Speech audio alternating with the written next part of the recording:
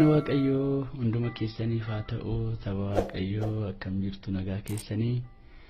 Nagaa kooti Waaqayyoon haa galatu. Ani maqaan koo Gaatamaam Faaris Abduun jedhama.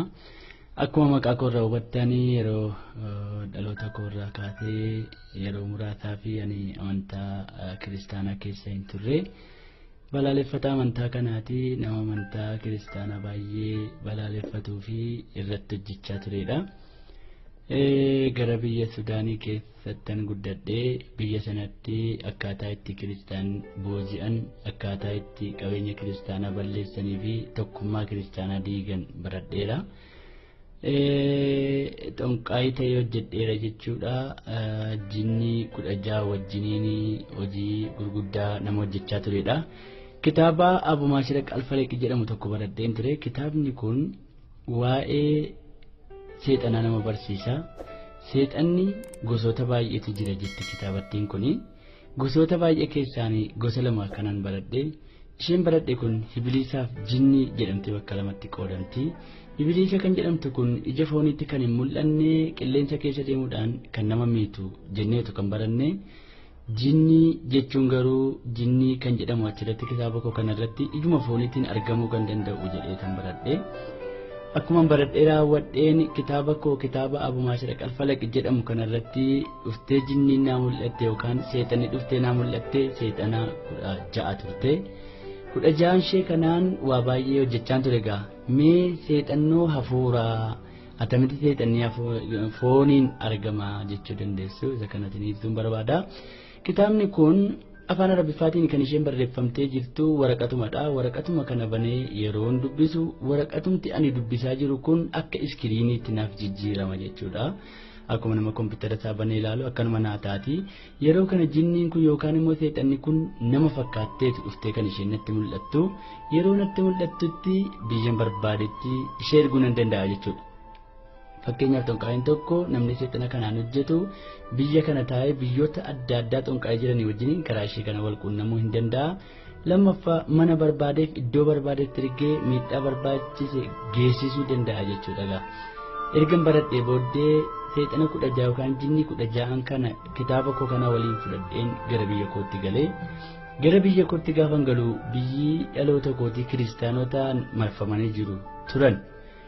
Akaakaan koo baay'ee nama xonqaayii nama cimaadha. Akka raboota maddiin isaallee mummuraa kan ta'e biyya rabootaa keessa waggaa dheeraa kan jiraatedha. Haa ta'u malee biyya keenyatti amantaa kiristaanaa kana balaaleffachuudhaan amantaa isaa nama baay'ee babal'isaa ture. Haa ta'u malee yaalii baay'ee kiristaanota warra dur turan irratti godhaa ture. Akka barbaade qabachaa ture, akka barbaade booji'aa ture. Yeroon biyya kootti galu akaakaan koo akkasinaan jedhe ture. Dur naan jedhe utuutiin dhalatiin dur biyya kana keessatti namoota baay'ee booji'eera jedhe. Namoota baay'ee ati argitu kun hundumti isaaniiyyuu amantaa keenya kanatti hin jiran turanii naan jedhe. Haa ta'u malee ergan biyya Arabootaa kana keessa turee galee booddee namoota kana baay'ee isaanii booji'en jira naan jedhe. Amma garuu naan jedhe pheenxee kan jedhamtu tokko dhuftee lafa qabattee jirti jedhe, biyya qabattee jirti jedhe. Isheen pheenxee jedhamtu kun garuu akka kanaan dura ani qabachaa ture sanatti naa qabamuu diddee jedhe. Maaliif ennaan naa qabamuu diddeen manitti ergaa hin danda'amu, manitti ergaa hin danda'amne waa'een jira kana naa galuu dideeraa jedhe. Kanaaf iyyuu naan jedhe akaakaan koo jirattiin kun isumarra darbitee iyyuu naannoo kootti dhuftee immoo sirba ishee banattee jirti jedhe. Guyyaa ani waaqeffannaa yookaan immoo kadhata mataa kootii qaburra fiddee kadhata kee'ettee jedhe. Naannoo mana keenyaatti iddoo afuritti waaqeffannaa qabu warri pheenxee yookaan kiristaanonni kun jechuudha. Fiitii mana keenyaa, duuba mana keenyaa, garasi garanaan mana keenyaarra mana nama dhuunfaatti waaqeffatu. Yoom waaqeffatu? Guyyaa kamisaa. Sa'aatii tokko hanga sa'aatii 3 hanga sa'aatii 4 akkana waaqeffatanii galu galgala jechuudha. Akaakaan koo kun yookaan immoo maatiin koo kun immoo galgala guyyaa kamisaa sana irraa kaasanii waaqeffannaa mataa isaanii qabu yookaan adaraa kan jedhamu taa'aa bulu turanii jechuudha. Haa ta'u malee jirri kunis warri pheenxee kunis jira kanaan mormuudhaaf jecha guyyaa sanarra fidanii waaqeffannaa keewwatan. Yeroo isaan achi kabaroo isaanii tumanii waaqeffannaa isaanii jalqaban akaakaan koo yookaan maatiin koo hin jeeqamu turan, keessi isaanii nagaan argatu ture. Kanaaf akaakaan koo akkasinaan jedhe jira kana waa baay'ee hojjedhee dadhabeera waan ta'eef amma immoo isee ati baratte kana seexana kana yookaan jinni ati baratte kana itti ergine jirattiin kun asii dhabamuutu irra jiraataa jedhe utuu jirattiin kun garuu asiin ka'in waaqeffannaan keenyaa kun waan itti fufunatti hin fakkaatu naan jedhe kanaafuu kana balleessuudhaaf meetii itti baratte dhufte kanaan yaalii goonannaan tole kaa anis kanumaaf hin baradhe kanumaaf na barsiiftan waan ta'eedhaaf maal rakkoo qaba jedheen guyyaa kamisaa tokko irra galgala tokko gadi teenyee jinniin koo yookaan seexanni koo 16 turte waan ta'eef 16 ishee kan afuritti qoonnee afur warra fillafiitii keenyaatti ergine kiristaanotatti afur warra duuba keenyaatti afur warra bita keenyaa afur warra mirga keenyaatti erginee teenya turre haa ta'u malee gartuu afur kana keessaa gartuu tokko duwwati yaalii xiqqoo ishee godhe dhufe yaalii isheen gootee dhufte attam gootee dhuftee jennaan jirattiin jilbeenfattee akkuma teensa gada jalqabdeen olitti linnee hirribatti buufnee yaada ishee harkaa waliin dhoofnee dhufnee nuun jette isheen iddoo sadii garuu dadhabnee dhufnee nuun jette warra iddoo sadii dadhaban keessaa tokkotu dhufe ture attam gootee dhuftee jennaan homaa gochuu hin dandeenye jette maal ennaan maal karaan ol seenan hin jiru jette maaliif ennaan jirattiin balbala ishee dura karaa ol seenan duratti abidda qabsiifattee balbala ishee dura abidda tachuu ol boba'a nuti immoo humna abiddaa kanarra darbinee ol seenuu waan dadhabneef dhiifnee dhufneerraa jette haaleluyyaa isheen lammaffaa immoo atoo attam gootee dhufteettaa jennaan isheen immoo nusumaa gochuu hin dandeenyetti maal ennaan maal jirattiin mana isheetti kellaa ijaarrattee jirti jette maanni kellaan ennaan kellaadhuma ijaarrattee jirti haa ta'u iyyuu malee kellaa kanarra naanna'ee kan jiru immoo ibiddatu irra jira waan ta'eef humna ibidda kellaa kanarra jiruuf jecha nuunoo kellaa isaanii seenuu hin dandeenye jette ameen inni nu wajjin jiru isa jinnii mo'udha isa seexana mo'udha yesuus keenya haalelooyaa haalelooyaa isheen sadaffaa immoo dhufte atoo attam gootee ennaan nusumaa gochuu hin dandeenye jette maaliif jennaan yeroodhuma ol seenuudhaaf jennu nama hundumarra ibidda jira jette ijoollee daa'imni dhuunfaatti ibidda qabdii jette isheen abbootiin ibidda qabu jette harmootiin ibidda qabu hundumarraayyuu dhuunfaa isaaniirra ibiddi jira jette isaan immoo ibidda kana keessa fiiganii affiiganiitu iyyuu jette hin iyyu hin wacu jette haa ta'u iyyuu malee humna ibidda isaaniirraa akkan ol boba'u kanaaf jecha ol seennee waan tokko utuu irratti raawwatiin dadhabnee dhufneera jette ameen.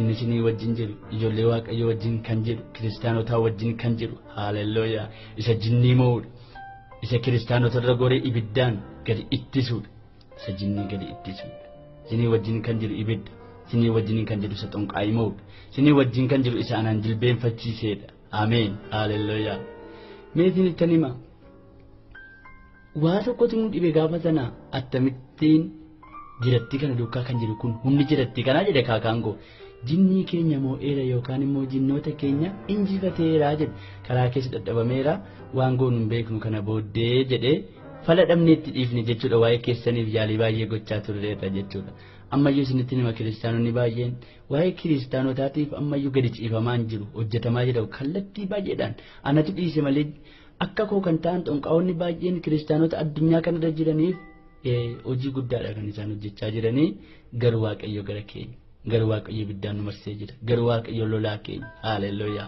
meesan argee waa baay'ee isinitti himuu barbaada utuu arganne jinnii kanaan kan inni goonuun isinitti himuu barbaada mana nama dhuunfaatti isin argee nagatii ta'eef utuu arganne kiristaana maraachisuuf itti ergaa turreera jechuudha maraachisuuf itti ergaa turreera akkuma kana maatii tokkummaa qaban addaan diiguudhaaf abbaa manaaf haadha manaa addaan diiguudhaaf haasaa isaanii yaada isaanii wal jala dabarsuudhaaf itti ergaa turreera akkuma kana waldoota kiristaanaatti ergaa turreera jaarsolii waldaa kiristaanaa luboota keenya paasteroota keenya wangeelaawota keenyatti ergaa turreera warra dura deemtota ta'an kanatti kan inni erginuuf jila kana yoo qabannee jenne jila kana yoo salphifnee jenne warra kaan qabachuun yookaan immoo amantoota warra kaan qabachuun salphaadha waan jennuuf jila kanatti illee xiyyeeffannee hojjechaa turreera akkuma kana jinniin kun yookaan seexanni kun qoricha mana namaa keessa awwaaluu dandeessi waan an barbaade ergan hojjedhee booddee kitaaba kanarra yoon kaa'u kitaaba kanarraa fuutee dhaqxee mana nama barbaade sana keessa awwaaluu dandeessi mana nama sanaa keessa yeroo awwaaltu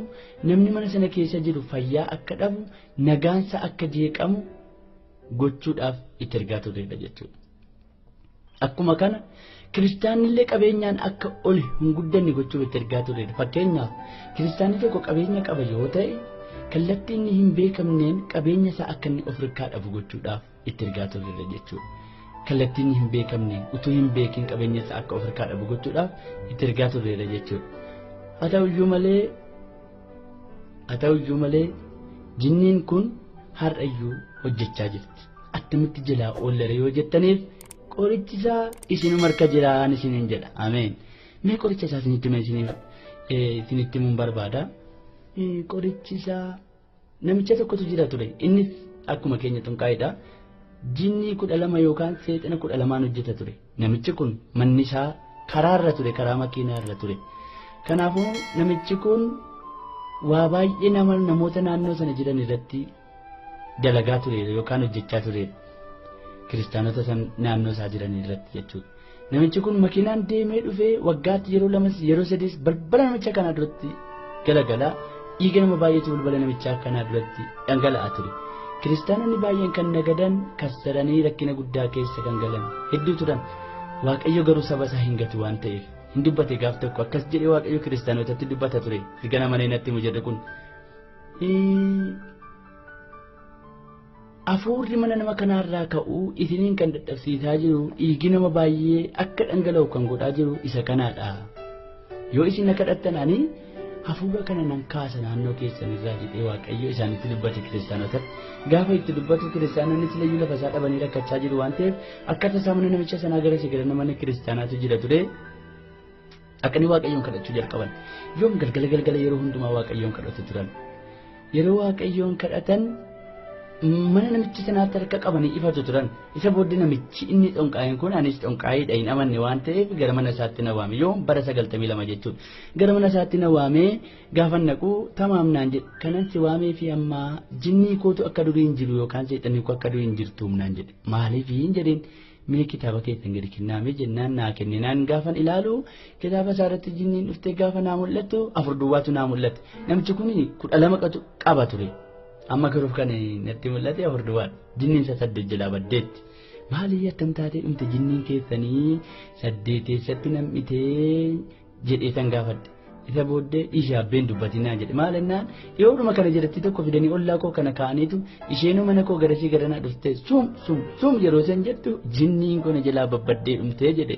Egaa ijoollee Waaqayyoo saba Waaqayyoo ilaa maqaa Yesuusiin yeroo jennu kan mee qilleensa kana irratti harka keessan ol qabaa ifadhaa yeroo namoonni nu kadhachiisan jedhan kan waan salphaa fakkaachuu danda'a.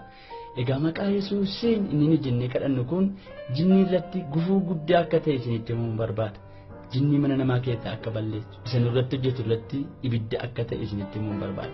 Kanumaan jinniin mana namicha sanaa keessaa badde hin dhabamte. Jinniin 4 duwwee tafee kadhannaa guddaa taasisaa bulle guyyaa sana. Ani ganama kee mana kootti nan galee bara 93 namichi akkanatti kiristaanota irratti hojjechaa ture kun du'aan lafa sanarraa godhaan ani immoo bara 93 gara gooftaatti dhufeen jireenya argadhe. Ameen. Haleluuyaa. Kanaaf iyyuu inni isinii wajjin hin jiru gootadha, inni isinii wajjin hin jiru lolaadha. Ameen.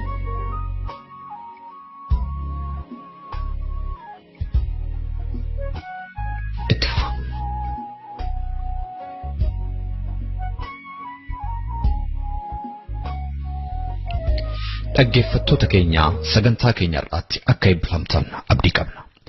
Waa'ee sagantaa keenya gaaffii yookaan yaada yoo qabaattaniif karaa teessoo xalayaa keenya rwtevelingsvine13 Oslo Norway jedhaatiin nu barreessaa yookaanis karaa iimeela keenya raadiyoowarrawangeelaa@gmail.com jechuudhaan nu qunnamaa. Torbee sagantaa biraatiin hamma walitti deebinutti nagaa Waaqayyootiin